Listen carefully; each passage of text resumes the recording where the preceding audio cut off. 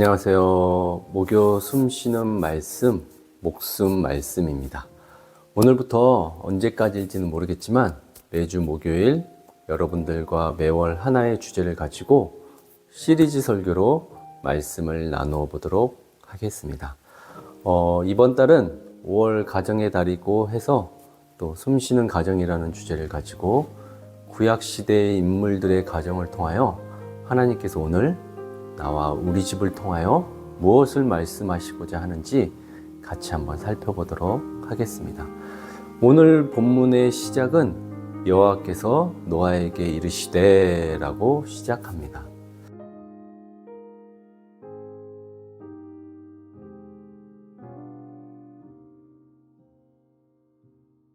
천지를 창조하시고 세상과 사람들을 만드신 전지전능한 하나님께서 지금 한 개인 노아의 이름을 부르며 말씀하십니다. 여호와께서 노아에게 이르시되. 혹시 이런 경험 있으신가요? 하나님께서 여러분 개인의 이름을 부르며 말씀하신 적이 있으신가요? 오늘날 우리는 말씀의 홍수의 시대를 살아가고 있다는 말을 종종 듣습니다. 그만큼 내가 원하면 언제 어디서든 내가 원하는 설교자의 설교를 편안하게 들을 수 있습니다. 그러나 그것이 나에게 주신 말씀인지 다른 사람에게 주신 말씀인지는 나의 삶을 통하여 증명해 주셔야 합니다. 귀 청소 정도 하고 마음 정도 따뜻해졌다고 거기에 감동받아 눈물까지 흘린다고 해서 나에게 주신 말씀이라고 하기에는 뭔가 좀 부족해 보입니다. 오늘 노아는 하나님의 말씀을 듣고 정말 상상도 할 수 없는 어마어마한 일을 직접 했습니다. 은혜 받았다고 끝나지 않았고 이상한 일을 하기 시작합니다. 바로 방주를 만들기 시작합니다. 노아 시대의 평균 수명은 900세였습니다. 한 가족이 평균 5명 정도 낳고 100년씩만 살았다고 해도 상당히 많은 사람이 살고 있었습니다. 근데 하나님께서 노아 한 사람에게만 콕 찍어서 말씀하셨을까요? 대부분 노아가 은혜를 받았고 노아만 그 당시 의인이라서 그렇다고 말씀하시는 분들 많은데 저는 그렇게 생각하지 않습니다. 하나님께서 그 수많은 인구 중에 노아만 살리겠다고 노아에게만 가서 말씀하실 리 없습니다. 오늘날 전 세계 인구가 80억 넘나요? 그 중에서 하나님께서 어떤 특정한 사람을 골라 그 사람에게만 말씀하실까요? 그럴 리 없습니다. 그렇다면 그 수많은 사람 중에 어떤 사람이 하나님의 음성을 들을 수 있을까요?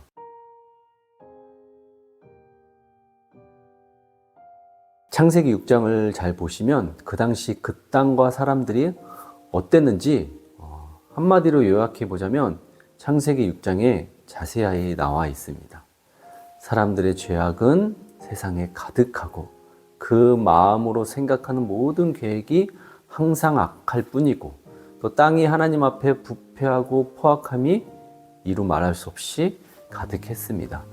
도덕적으로 붕괴되어 선과 악의 구분도 사라지고 폭력과 범죄가 난무한 약육강식의 세상이 힘 있는 사람들만 있었으니 살아남았으니 정치, 경제, 가정, 종교 모든 조직이 이제 썩어 문드러졌음에도 하나님을 찾는 사람이 하나도 없는 영적으로는 완전히 타락한 시대였습니다.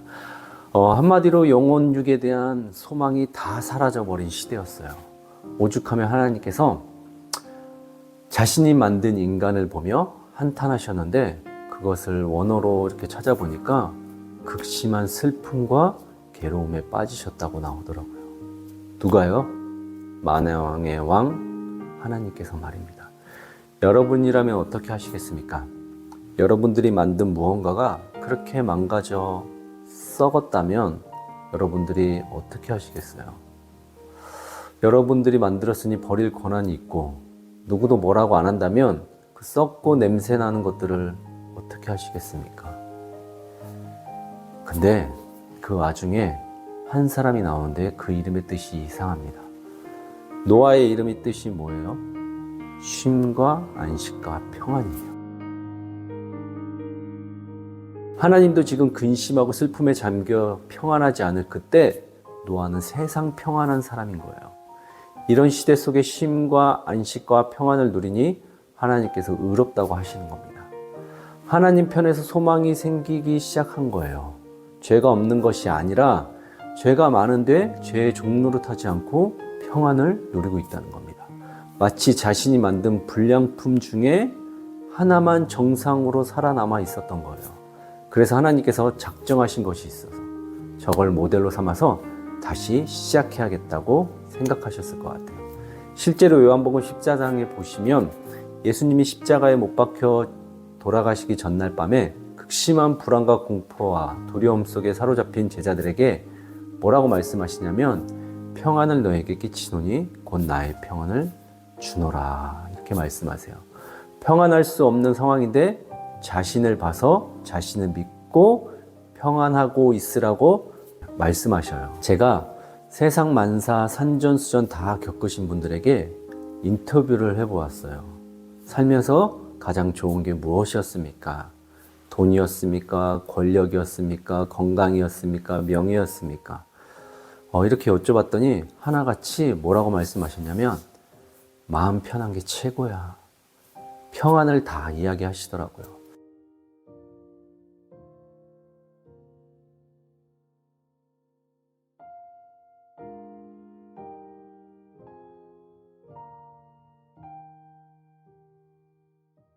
그때는 예수님 자신을 믿고 바라보는 게 평안이었고 지금은 뭐예요? 방주예요. 그래서 방주에는 두 가지 의미가 있습니다. 심판과 구원. 한 주 동안 방주를 계속 생각하고 뚫어져라 이제 바라보고 있는데 거기에 뭐가 보이냐면 예수가 보입니다. 그래서 마태복음 24장에서 예수님께서도 노아의 방주 이야기를 종말의 비유로 사용하셨어요. 방주에 타면 구원이고 안 타면 심판이듯 예수를 믿지 않으면 심판이지만 믿기만 한다면 그가 어떤 사람이든 구원을 받습니다. 방주 크기가 얼마나 되었습니까? 축구장 길이에 5층 아파트, 어마어마한 대형 화물선이죠. 탑승 인원은 대략 얼마나 될까요? 혹시 그런 생각 안 해보셨어요? 얼마 타지도 않을 텐데 그냥 잠수함을 만들지 저렇게 크게 만들어서 노아와 그의 가족들만 고생시키시나. 근데 나중에 깨닫게 되었어요. 제가 상상하기로 방주를 만드는 걸 본 사람들, 혹시 소문이라도 들은 사람들은 모두 탈 수 있도록 만드신 거예요. 모르면 몰랐지 아는 사람들은 다 탈 수 있도록 크게 만드신 거예요. 이 땅의 교회들과 마찬가지예요. 세상에 교회가 많잖아요. 그 교회들 다 차나요? 차는 교회만 차고 그나마도 못해서 온라인으로도 사역하시는 분들도 많잖아요. 그렇게 복음을 전하고 타라고 해도 타요, 안 타요? 안 탑니다. 마태복음 24장에 24장 38절에는 방주를 왜 안 탔냐고 예수님께서 말씀하시냐면 먹고 마시고 시집가고 장가가느라. 무슨 말이냐면 일상을 즐기며 살아가기 바빠 영혼에 대한 관심이 1도 없었다는 거예요. 결국 방주는 누구만 탔나요? 노아와 그의 가축들만 탔습니다. 그리고 정말 40일이 밤낮 비가 그칠 줄 모르고 쏟아집니다. 노아는 방주에 얼마나 머물러 있었을까요? 비가 온 것만 40일이고 물이 머문 기간은 150일이라고 나오니까 물 다 빠지는데 몇 개월 걸렸다면 거의 1년 정도 배 밖으로 나오지 못하고 배에만 있지 않았을까 추측해 봅니다. 그리고 하나님이 노아를 부르셔서 그제야 밖으로 나왔더니 너무 기가 막힙니다.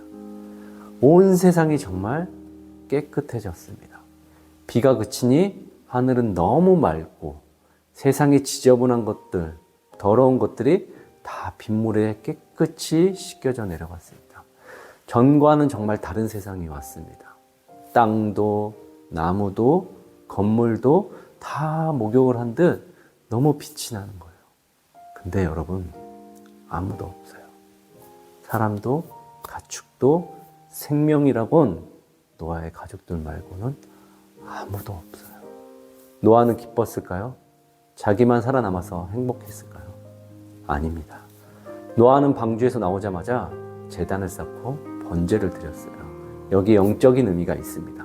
지금 온 세상이 번제로 드려졌는데 자신만 남은 거예요. 그래서 마지막으로 숨쉬고 살아있는 가정은 하나님께 번제를 드린 거예요. 그래서 우리에게 예배가 정말 중요합니다. 예배의 구성 요소들 하나하나가 너무 중요한 의미가 있습니다. 그리고 하나님은 남겨진 노아와 가족들을 모아놓고 다시 언약을 세우세요.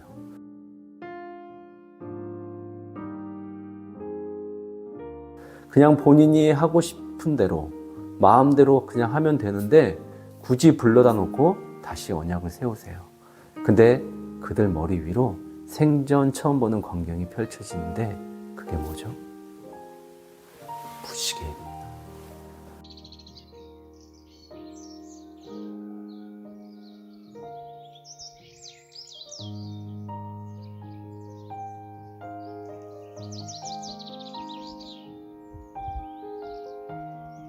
무지개의 히브리의 원어의 뜻은 케셰트라고 해서 활을 뜻합니다, 여러분.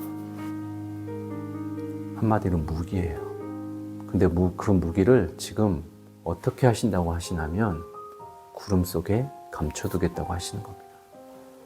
앞으로도 비구름이 형성되면 그 속에서 비는 내리겠지만 또 그 속에 뭐가 있냐면 케셰트, 무지개도 숨겨놓겠다고 하시는 겁니다.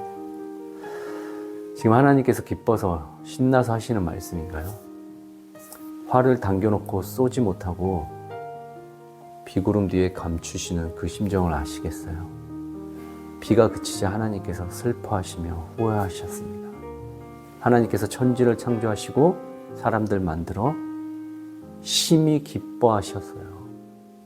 근데 지금 처음으로 후회하고 슬퍼하시는 장면입니다. 인간이 얼마나 악한지 비가 온다고 해도 말 안 듣고 진짜 그칠 줄 모르고 비가 쏟아지는데 방주에 안 타고 그래서 하나님께서 물로 다시는 심판하지 않으시겠다고 하시며 자신과의 약속을 지키기 위하여 무지개를 만드신 겁니다. 자신이 만드셨음에도 인간은 그렇게 다뤄서는 될 사람들이 아니란 걸 처음 아신 날이었어요. 그리고 2000년 뒤 다른 방법으로 인간을 구원해내십니다. 사랑하는 여러분, 노아의 가정은 오늘날 우리의 가정입니다. 믿음의 가정에서 태어난 분들이야 당연히 교회도 다니고 당연히 예수님 믿고 살았는지 모르지만 저같이 믿지 않는 가정에서 태어난 사람들은 전혀 알 수 없었습니다. 교회 나가자고 방주에 타자고 해도 너나 타라고 합니다. 저 역시 그랬었고요. 시골에 계신 장인 어른, 장모님, 또 가까운 데 계신 저희 어머니 모두 예배 드리자고 하면 예배는 드리시는데 교회는 못 나가고 계세요. 옛날 같으면 하나님께서 어떻게 하셨을까요? 지금 이 시대도 노아의 시대처럼 도덕 윤리가 붕괴되고 폭력과 범죄가 넘쳐나고 정치인, 종교인 할 것 없이 모두 부패한 이 시대, 그때랑 별반 다를 게 하나도 없잖아요. 오늘날 방주를 만들고 물로 심판한다고 한다면 과연 몇이나 구원받을 수 있을까요? 근데 하나님께서는 비구름 뒤에 무지개를 숨겨놓고 계십니다.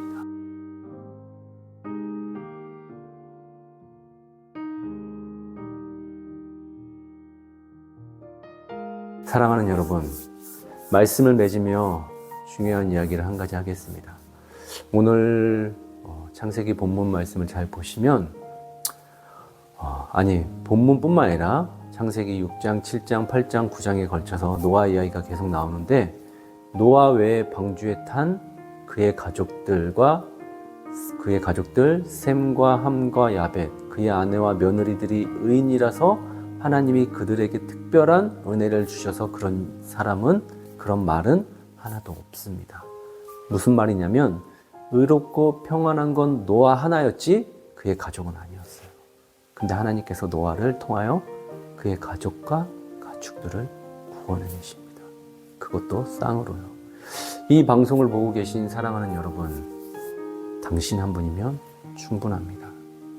내가 평안하고 하나님 앞에 의로우면 홍수가 나도 나의 가족들이 방주에 타게 될 것입니다. 내가 예수님으로 말미암아 기쁨과 평안을 얻고 바르고 정직하게 삶을 걸어간다면 우리의 삶으로 내가 사랑하는 우리 가정을 구원해낼 수 있습니다. 같이 기도하겠습니다. 살아계신 하나님, 노아의 홍수 시대 같은 이 시대를 살아가며 나 하나만 살아남으면 된다고 각자 도생, 개인주의와 이기주의로 살아남기 위한 싸움 속에 우리는 점점 서로를 잊어가고 있습니다. 그러나 주님, 노아를 부르실 때 너와 내 온 집은 방주로 들어가라 말씀하셨던 것처럼 주님께서는 우리 가정, 우리 공동체가 함께 숨쉬기를 원하시는 줄 믿습니다. 나 하나만 괜찮은 삶이 아니라 우리 모두가 함께 살아나는 길을 걷게 하여 주옵소서. 상처받은 가족들, 지친 친구들, 혼자 남겨진 이웃을 방주처럼 품게 하여 주옵소서. 우리 가정을 함께 숨쉬는 방주로 인도해 주셔서 너무 고맙습니다. 감사드리며 이 모든 말씀 살아계신 예수님의 이름으로 기도드립니다. 아멘.